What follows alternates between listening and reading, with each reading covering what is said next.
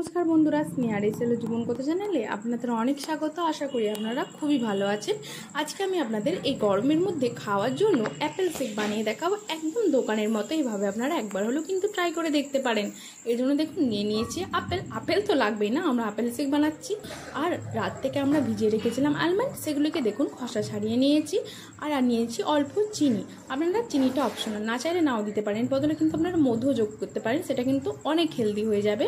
আর দেখুন নিয়ে নিয়েছি রুম টেম্পারেচারে থাকা দুধ আর বরফ ফুটি নিয়ে নিয়েছি বরফ। আর আমরা দেখুন এরপর আপেলগুলিকে খুব ভালোভাবে খোসা ছাড়িয়ে বিচেগুলিকে ফেলে দিয়েছি, এরপর কুচি কুচি করে কেটে নিয়েছি।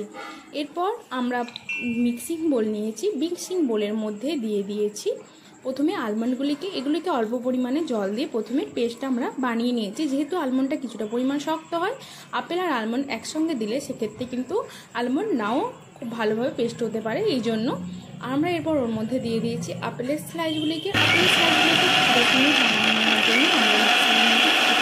এমনি ঘুরিয়ে নিয়েছি। এরপর আমরা ওর মধ্যে যোগ করে দিয়েছি দুধ। আপনারা যারা দুধ খেতে পছন্দ করেন না, সেক্ষেত্রে আপনারা ঠান্ডা জল যোগ করতে পারেন, কিন্তু সেক্ষেত্রে আপনাদের অল্প পরিমাণে চিনি দিতে হবে, না হলে স্বাদটা একটা মিষ্টি মিষ্টি ভাব আসবে না। আর যদি মিষ্টি না খেতে পছন্দ করেন, সেক্ষেত্রে দুধ দিয়ে কিন্তু আমরা বানিয়ে নিতে পারেন। আর আমরা যেহেতু ঠান্ডা জল যোগ করিনি, তাই আমরা অল্প পরিমাণে বরফ দিয়ে আরও কিছুক্ষণ ঘুরিয়ে নিয়েছি। ব্যাস, তাহলেই একদম সহজেই এটা একদম রেডি হয়ে যায়। এভাবে আপনারা এই গরমের মধ্যে অবশ্যই বানিয়ে দেখতে পারেন। দেখুন এরপর আমরা এগুলিকে গ্লাসের মধ্যে দিয়ে দিয়েছি। আর ডেকোরেশনের জন্য কাজুকে আমরা দেখুন ছোট্ট ছোট্ট করে চপড করে নিয়েছি। এরপর ওর মধ্যে এগুলিকে ছড়িয়ে দিয়েছি খুব ভালোভাবে।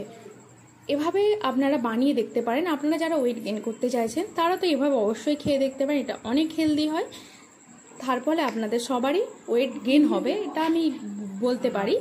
তাই একবার হলেও বানিয়ে দেখবেন। ভালো লাগলে লাইক, শেয়ার, কমেন্ট, সাবস্ক্রাইব করে স্নেহার এসএল জীবনকথা চ্যানেলের পাশে থাকবেন। পরবর্তীতে নতুন রেসিপি নিয়ে নিশ্চয়ই আবার ফিরে আসব। ততক্ষণ পর্যন্ত চ্যানেলটি অবশ্যই সাবস্ক্রাইব করে পাশে থাকবেন। আর আপনারা যদি বানান, তাহলে কেমন হয়েছে তা অবশ্যই কমেন্টে লিখে জানাবেন। আর ভালো লাগলে পাশে থাকার অনুরোধ রইল।